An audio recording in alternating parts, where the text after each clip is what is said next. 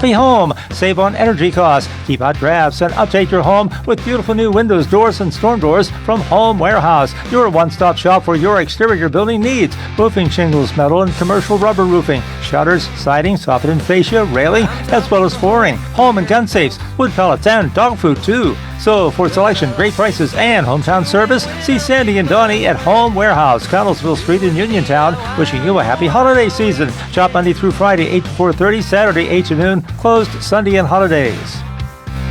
Home Warehouse, where a house becomes a home. Are you interested in earning your degree online or finishing your degree? Take your career to the next level at Salem University. Salem University offers more than 50 online degrees and certificate programs. Learn how you can advance your career with degrees in nursing, business, education, criminal justice, and IT. Salem has 4-week classes starting once a month. Contact Salem University by dialing 844-462-9128, option 1, or visit salemu.edu to see if you are eligible for our partnerships offering tuition scholarships.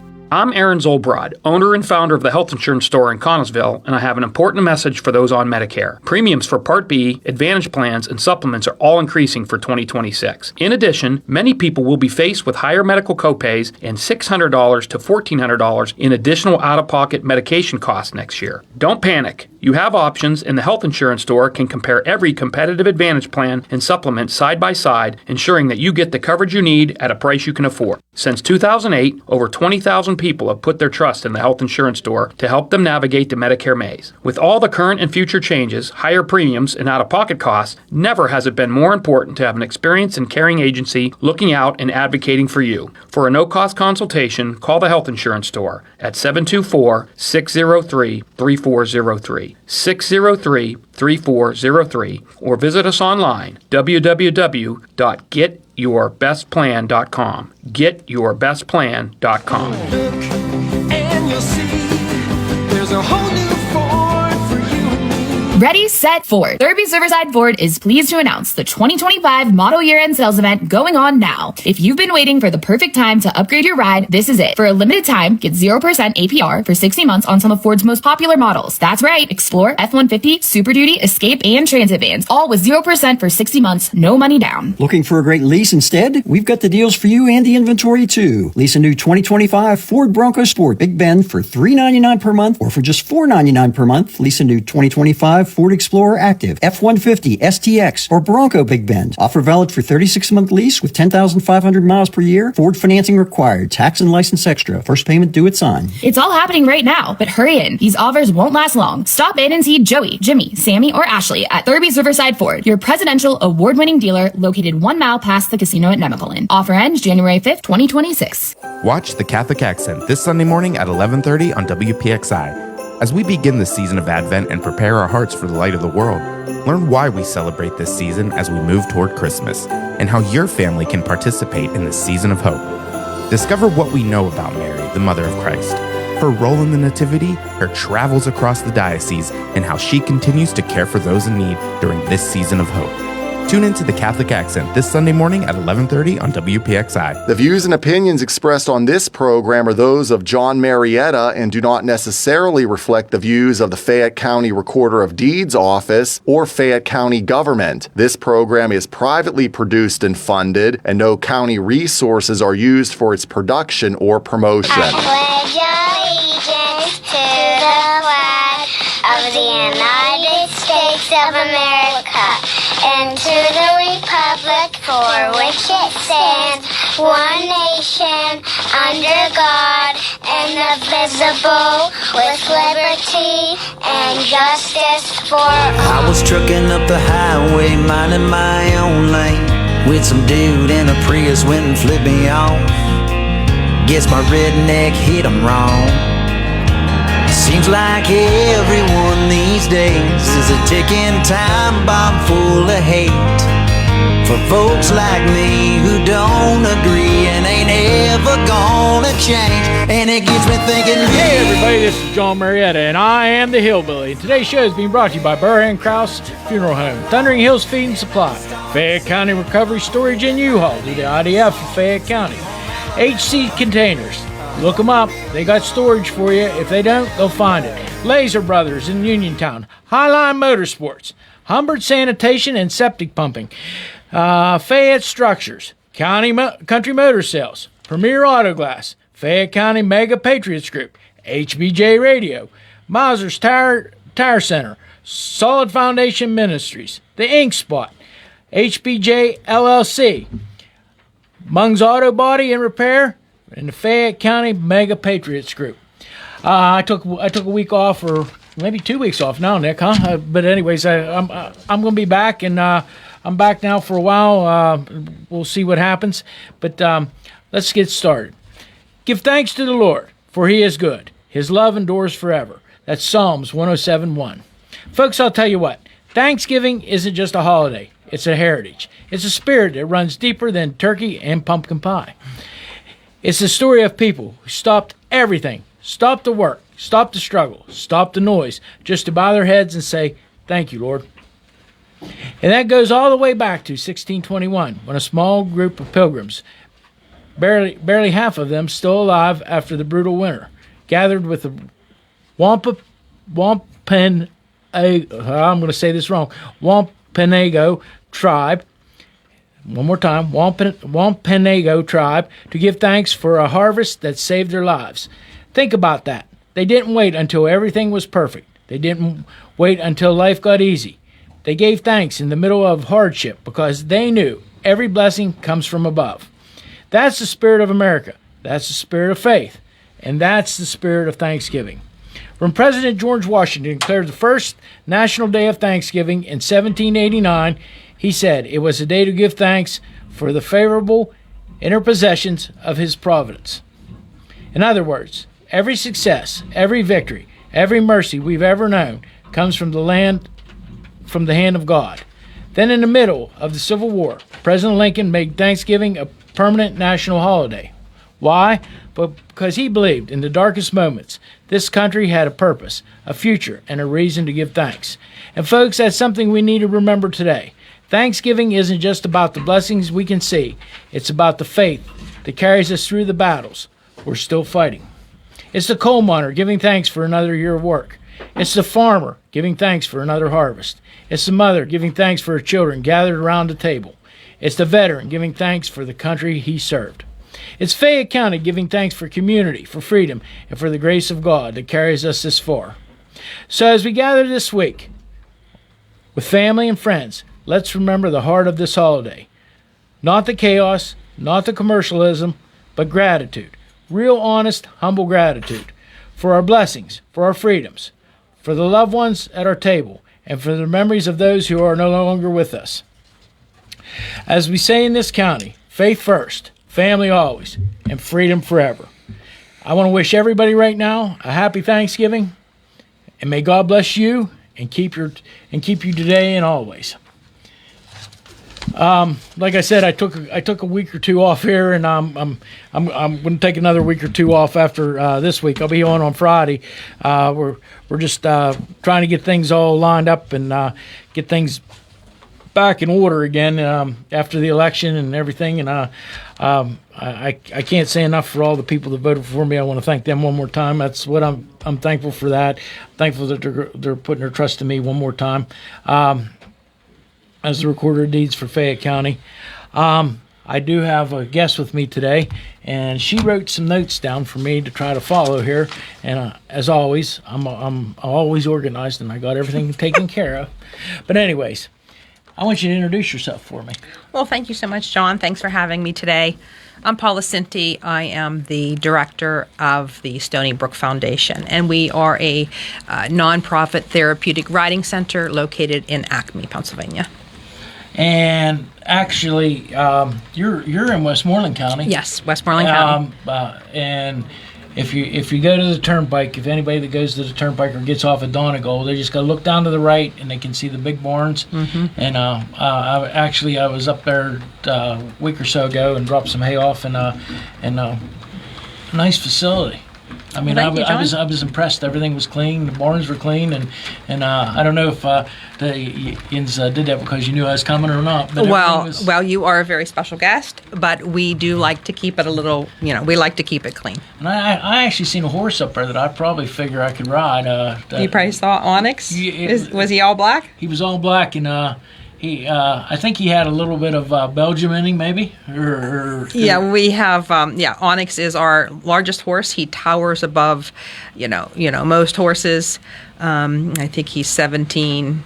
He's over 17 hands, and he is. He's a draft. He's a Percheron. So he would be so actually. He'd be a draft horse and can be ridden. Oh yeah, he's ridden. Mm-hmm. Yeah, he's a former workhorse. He used to plow the fields, but in the Amish country, they gave him up because he is actually quite lazy. But he loves his job at the Stony Brook Foundation as a therapeutic horse. So he is ridden on a regular basis. Well, like I said, I could tell that. You were all busy taking care of everything up there. The fence lines was nice and clean, and believe it or not, that's an impressive thing because every farmer would love to have his fence lines look like your fence lines because everybody. But I imagine the horses help take care of some of that too. Huh? Well, they do. But we're on top of that mountain there, so there's a lot of weather, there's a lot of wind, there's a lot of storms, and. Had you you're been not from Fayette County? No.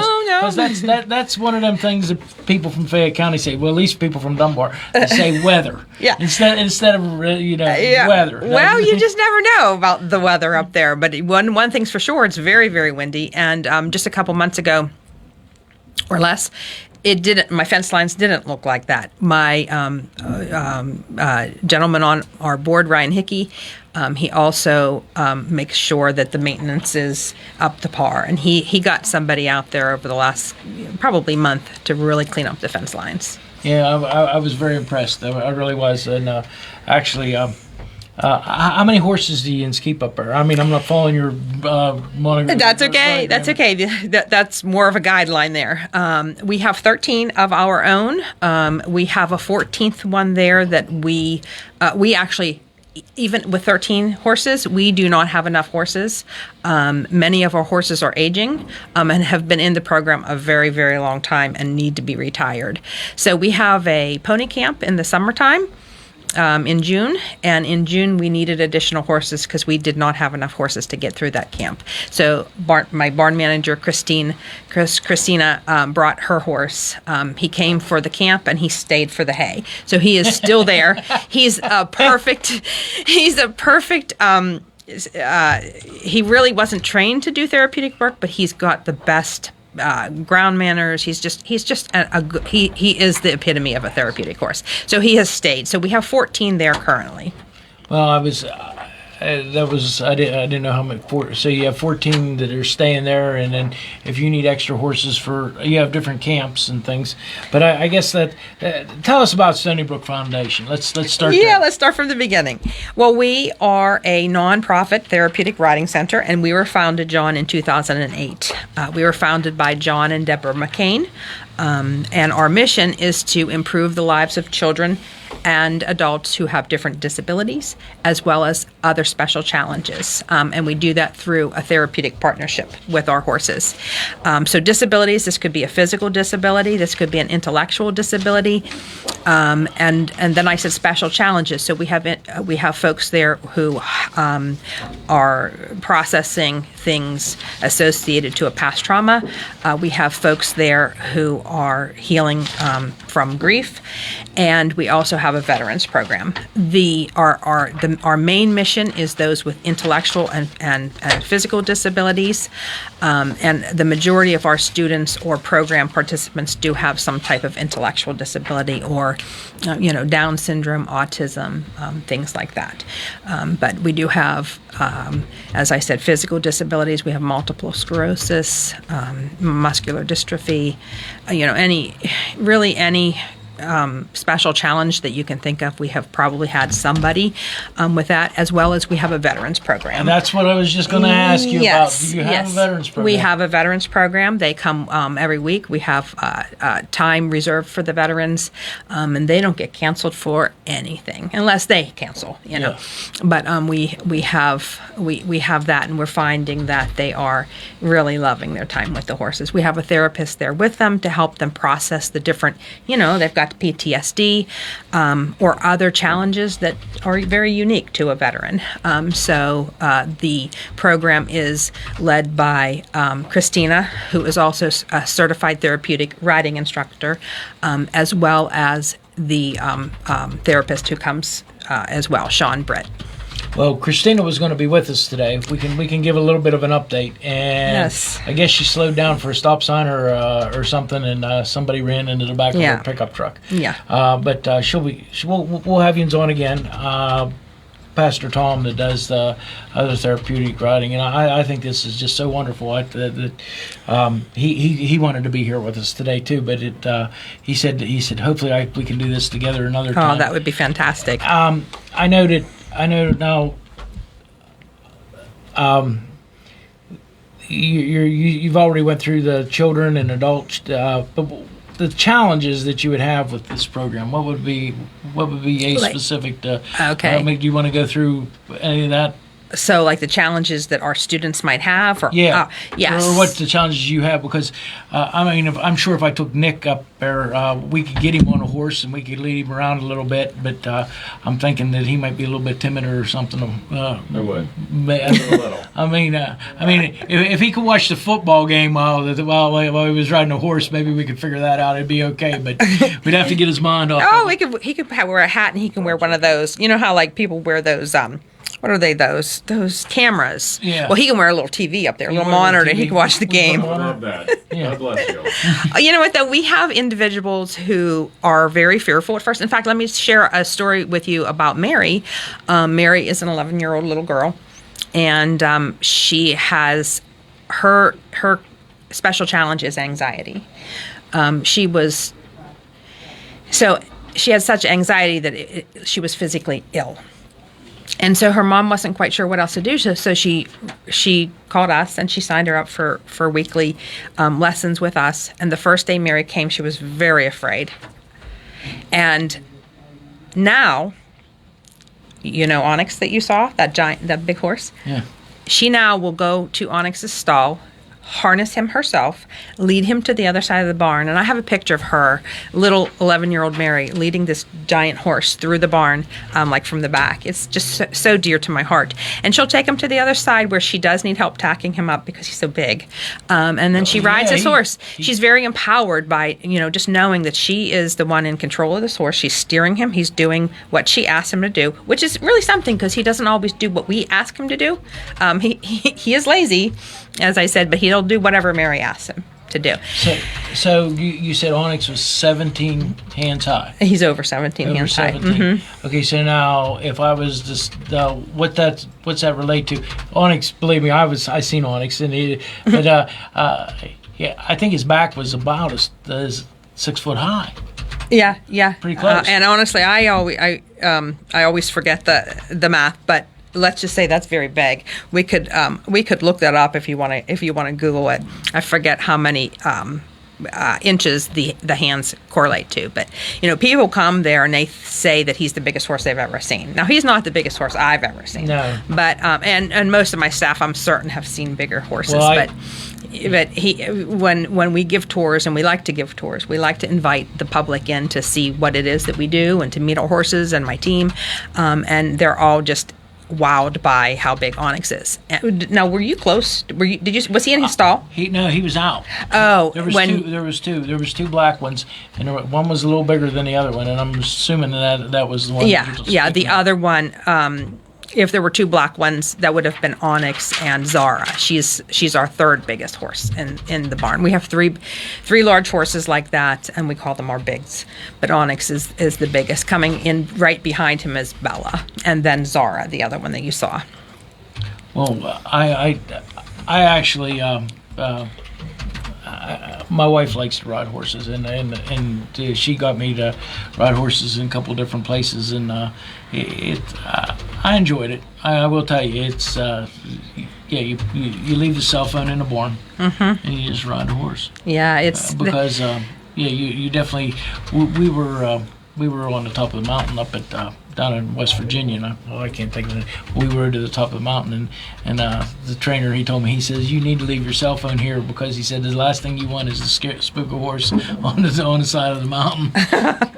But they're trained well, and I was happy, and other than it was a long ride to the top and a long ride to the back coming back, and but I enjoyed it. Oh, that's good. So now, if I had a church group that wanted to come up and they had 5 or 10 or 20 people or something that would sign up to go, or even more, do you have a trail or something that you ride on? So we generally save the riding for our students or those in the programs, not to say it's out of the question for another group that doesn't have the special challenges. We invite any group to come tour, to meet the horses. Different schools and things will take, like Boy Scouts and Girl Scout groups will do field trips where we have some fun activities and things like that. We don't usually offer riding to groups that don't have the special challenges. Like I said, we would certainly consider it in the future, or on a case-by-case basis, simply because we don't have enough horses. So we have to reserve their energies for the students who really, really need them, and rely on them. And with aging horses, there's times when we have horses kind of out of the program for a week or two, and until they work through some issue that they're having. Oh, I know the tack for most of the horses you have were donated to you. So not all of them. We do have many horses who were donated to us. We have horses that we have purchased, simply because you got to come up with horses somewhere. And we have horses that our mission, as I said, is Stony Brook's mission is, as I said, to improve the lives of children and adults with these disabilities or special challenges. However, I have a special place in my heart for rescue work. So when I can rescue, when I can combine both passions, I certainly do and will, and we have rescued horses as well. Sometimes they can work into the program, and sometimes they can't. In fact, we rescued one back in, it was November of last year. And we put some time training him and working on him, and it was in early March that we realized he is never going to be a therapeutic horse. And so we tried our best, but we had to find another home for him. And he's perfectly happy where he is, and they love him, but he's not a therapeutic horse. Well, I would imagine there would be, I don't know how to put it, but I would think that horses would have to be pretty gentle. Horses have to be pretty gentle. They have to have they have to have the right personality, kind of a calm personality, good ground manners, and then we train the rest. Christina has spent, in fact, we got 2 horses from Tom, and they had been used in a camp, a church camp, and by teenage girls. But they were still pretty green, and we're still working with them. One is being used in the program, but for limited students. The other one, same thing, is being used for limited students, but is really still needing a good bit of work. But they both have high hopes, and we won't be. They'll be staying. They'll work into the program. Yeah, I have a niece that she actually worked. Not every year, but for several years in the summertime after when school would be out, she would go, probably like her junior and senior year, maybe even her sophomore year, she would go and she worked at a camp. And I'm thinking it was up in Clinton County, but I could have it wrong. It was up towards the middle of the state, above Johnstown, somewhere right in there. But and she seemed to thrive about it. She did. She really, taking care of the horses, cleaning the stalls, and all them things. I mean, there's a part of horses that nobody talks about. I mean, when you're watching westerns on TV, you know, they have to be taken care of. You just can't tie them off in front of the saloon and leave them there till it's time to leave again. That's right.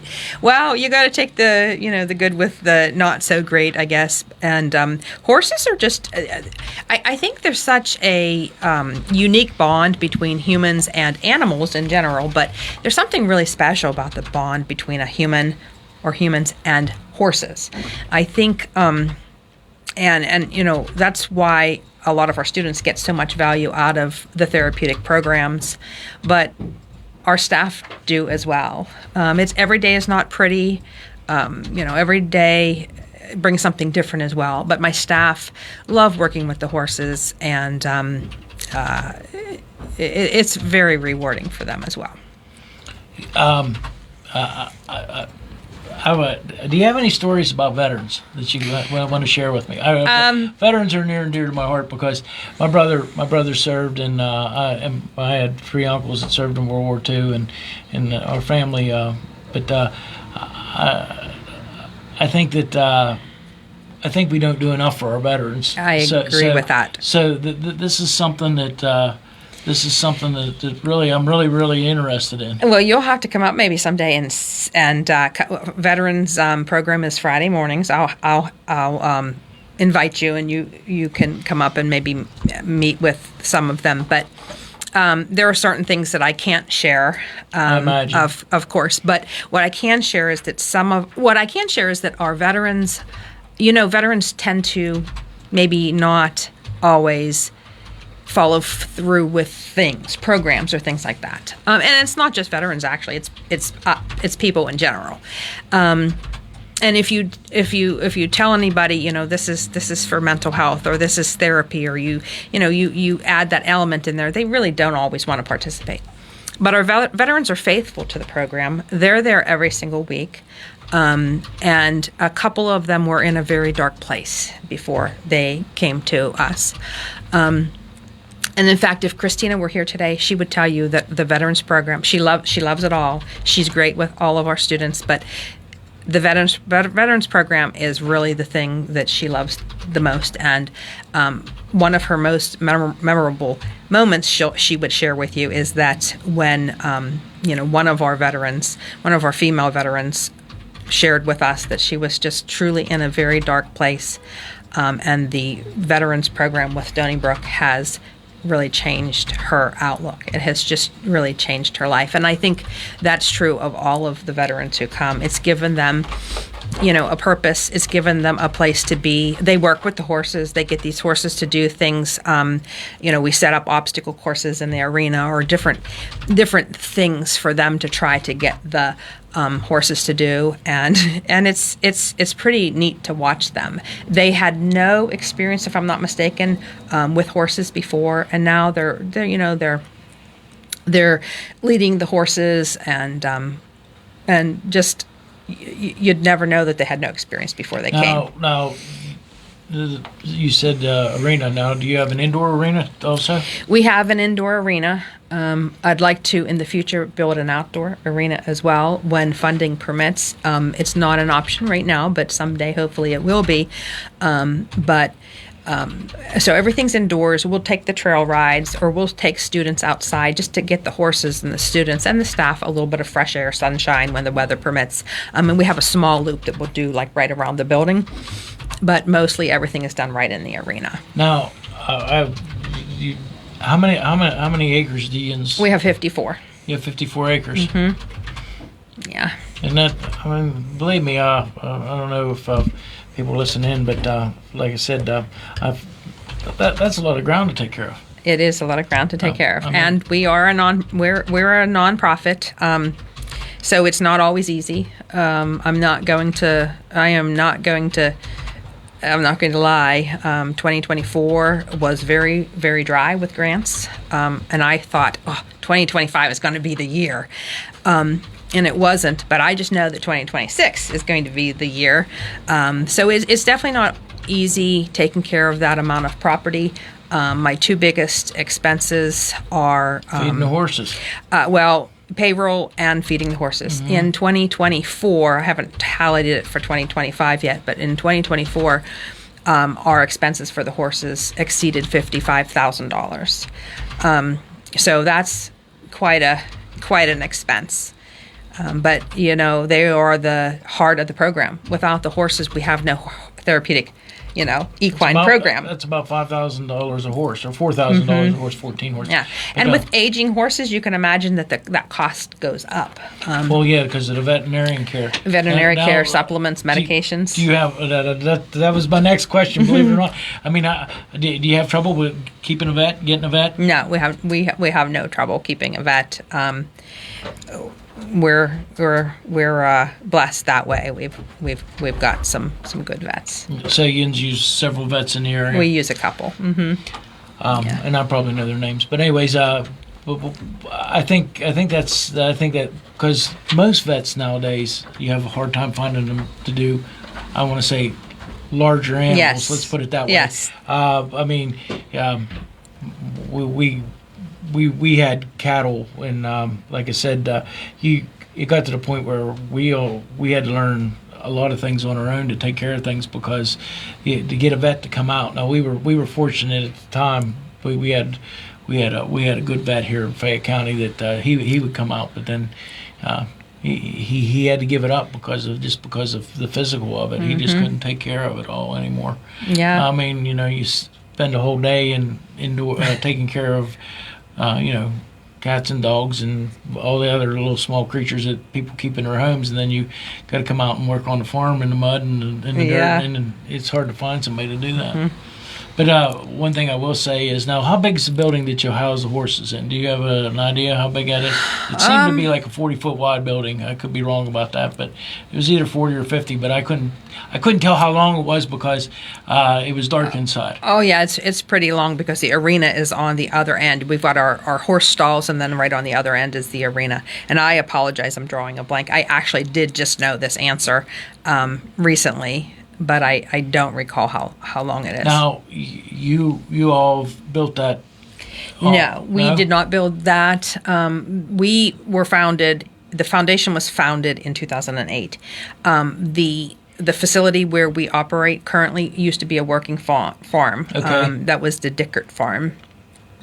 And then the McCains purchased it in 2008 and turned it into the riding center. We did make some improvements inside the building, though. We added the I don't know how far you went into the building, but there's office space. It's like the teacher center, that's where all the instructors go. I didn't go in that far. We went to about the fourth or fifth stall, and that's okay. The girl's name is, and it's leaving me right now, but it takes care of the barns and everything for you. Mandy? No. Christina? Oh, okay, yeah. Anyways, Christina was we helped. We were stacking hay there, and she was very kind, and I will tell you, very professional. I mean, it wasn't just like we showed up and she said, "No, just stick it there," I mean, she helped us unload hay, and I was impressed. But I appreciate everything that yous are doing up there. It's just I can't imagine 14 horses. But what you're saying is only 12 of them are being ridden right now. Or all 14? So we have 2 minis, so they're not ridden. And one mini is Speckles. She started the program. She is 35 years young. Okay. So she's retired, and she'll stay there until, she passes on. She only comes out for an occasional photo now and then. And then we have Polly Pocket. She is another mini who is used in the programs but is not ridden. Now, mini would be smaller than a pony? Yeah. Okay. Yes. And then we have 1, 2, 3, 4. And then we have 5 ponies. Okay. They're up to 14 hands, so bigger than the minis, but smaller than a horse. And they're all ridden. And then we have, then I think we have 3 horses. 6 horses. We have 3 that are normal size, and then we have the 3 bigs. Yeah. So they're all ridden except for our minis. So the tack for them would be, I can't even imagine what it costs you to So what's it cost you to tack out a horse? We definitely need more. We actually need more tack and new tack because, in fact, we or have been interviewing. We need to hire another riding instructor, therapeutic riding instructor, and as these candidates came in to interview, I was thinking, our tack. It's not. We don't have tack specific to each horse necessarily. Some horses do, but there's other tack that we use, and we we'll use it on him, and we'll use it on that one, and we'll use it on that one because we honestly don't have, the funds to purchase tack that's unique to each horse. So we do the best we can with what we have. So we make sure that our riders are safe. The horse is comfortable, but the tack is not always what it should be.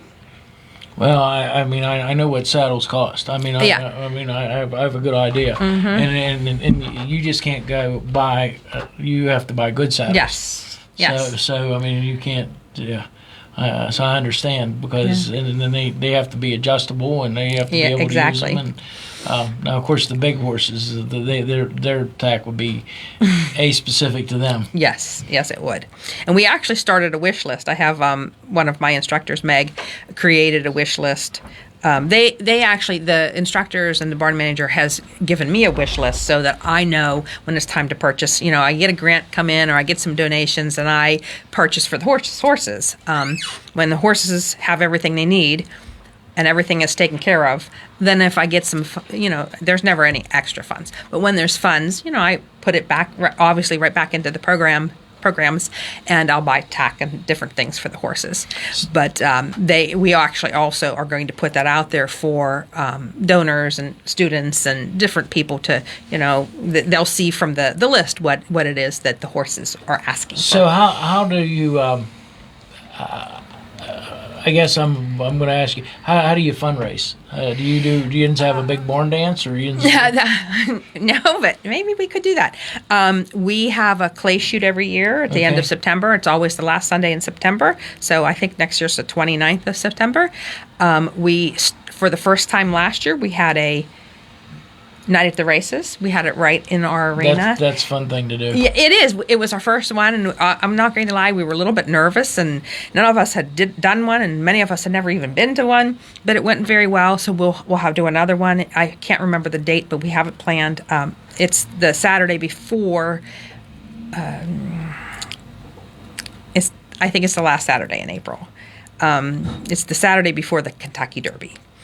And then we do tickets, like we do a meat ticket, and we had a gun ticket this year that just went off last Saturday, different things like that. So, any type of fundraising that we can do, we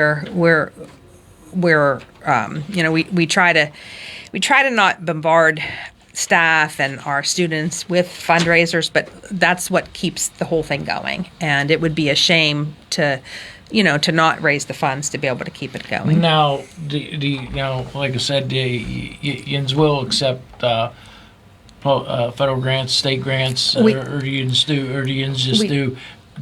just do like foundation grants, like from different foundations? We will, or all the above. We'll accept all of the above. If somebody sees what we do and we fall into the category of who they want to give to. We have received some state funding. The majority of our funding, though, is from private grantors. And this year it's been very competitive. I've written a lot of grants, and I heard no a whole lot more than I heard yes. So certainly always looking for funding opportunities. And some of the grants aren't offered. You can't find it. You kind of have to know somebody who invites you to the grant. So that's always something that is welcome. Yeah, I know there's private monies out there that can be that you can tap into, but you have to. Some of them are a specific certain thing, and I know that a lot of people were willing to help veterans out, and I think that's a great thing. Mm-hmm. You're doing. It is a good thing. It's really a good thing that you're doing. So I guess. I guess what can get back to your list here that you wanted to cover. We talked a little bit about some memorable moments that you had. Do you have any others that you would I have a lot of them, but I'll just share a couple of different students. So we have a lot of life skills classrooms that come to visit us for their field trips. Sometimes they come back multiple times of the year because when they walk through our doors, their kids feel, a lot of times these students are autistic or they have other conditions, but, most of them they're on the autism spectrum somewhere. And it's hard for a teacher to find places that they're welcome.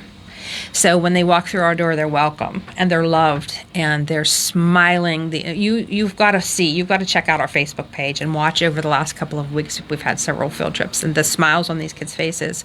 But one in particular I can think of, we had gotten a grant and we were able to offer Clelian Heights to bring their students, any student who wanted a field trip that year. This was in late 2023. We were able to offer at no cost to them. We think that everybody deserves to experience this without a financial burden. So when it's given to us, we give back. So one young girl in particular, I think she was 10 at the time. She's nonverbal autistic, and she has a seizure disorder, and she's in a stroller. And they pushed her in, and she came right up to Rusty. And she kind of bonded with him immediately, and she had never been around horses. So she loved her trip, and her mom called just a few weeks later and signed her up for weekly visits with us. So when she comes, her nurse comes with her as well as her mom, and her nurse has assured us that because of her special bond with Rusty, and Rusty seems to have bonded with her, her nurse has told us that Rusty knows when Callie has just recently had a seizure, and he'll lay his head on her head and he just rests there. Now he's always gentle with her, but after a seizure he just rests his head on hers and just, I don't know whether it's to comfort her or what it is, but that was, when I learned that from the nurse, it just blessed my heart, and I love sharing that one. And I don't know if I can find it right away. Oh, I thought you were. No, I was checking the time. So wow. How do we? If somebody would want, what is your most money? Of course, I understand, but what you wrote down? What's your most needed support? Well, obviously, grantors, being invited to apply for those grants would be most helpful. Regular donors, one-time donors are fantastic, and we are so thankful for them. But regular monthly donors would really help us to be able to plan. And also, we do need new horses. We need younger horses so that we can retire some of the ones that we have who have been there with us for 15 years, or I think some of them have been there for 15 years. So horse donations are also very, very welcome. And I guess lastly, we need a few more volunteers too. In the past, we had a lot of volunteers before I was with Stony Brook. And we stopped that program in 2020 when things kind of went a little backwards there for a minute. But, everything was closed and no volunteers. So we didn't start to have volunteers again until only just earlier this year. So we do need some more good volunteers. But I always say I'd rather have 4 quarters than 100 pennies. I'd like to have just, really good volunteers who are going to commit to the things they say they're going to do. It's tough because with the way things are in the economy and stuff right now, people are stretched pretty tight. Things are, and that extra little bit of money that they get, if they have any extra, that's the other thing. Yeah. So I can understand corporate sponsors would be a big deal to you. Mm-hmm. That would be a very big deal. And if you wanted folks to get involved, how would be the best way for them to do that? Well, they can reach out to us either by phone. They can call us, or they can reach me on our Facebook page through Messenger, which is Stony Brook Foundation. They can also email me at info@stonybrookfoundation.org. The phone number is 724-613-3312, and I'm extension 101. And one other thing I was going to ask you also, but we'll give you the contact, let you do the contact information one more time. But you say you do rescue rescue horses, and do you have any right now? You mean yourself that you rescued? Me personally? Uh-huh. No. Okay. No. Were you thinking if somebody was looking to adopt? No, I'm always my wife loves donkeys, and I was just thinking. We're actually looking for a donkey right now.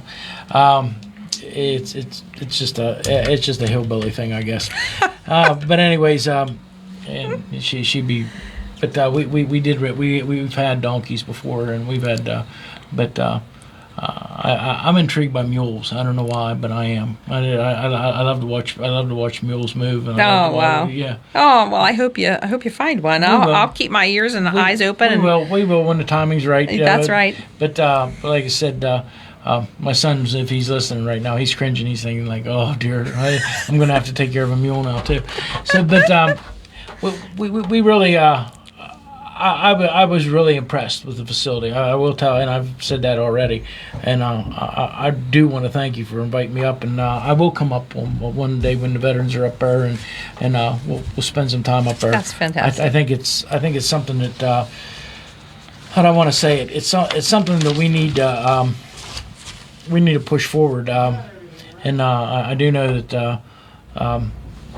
All these programs are suffering right now because of obviously, people need to feed themselves before they can worry about feeding horses and feeding cattle or feeding even pets. I mean, and I would like, I'd like to see this thrive. I'd like to, if I can do anything to help you, I know I'll do what I can. Because this is an important thing with the vets, with the children. I happen to. Both of them things with artistic. I happen to have friends of mine that have three children, and actually the one boy, I will tell you, he's 14 and he graduated from high school because he's that intelligent. Wow. But he's definitely has he has this.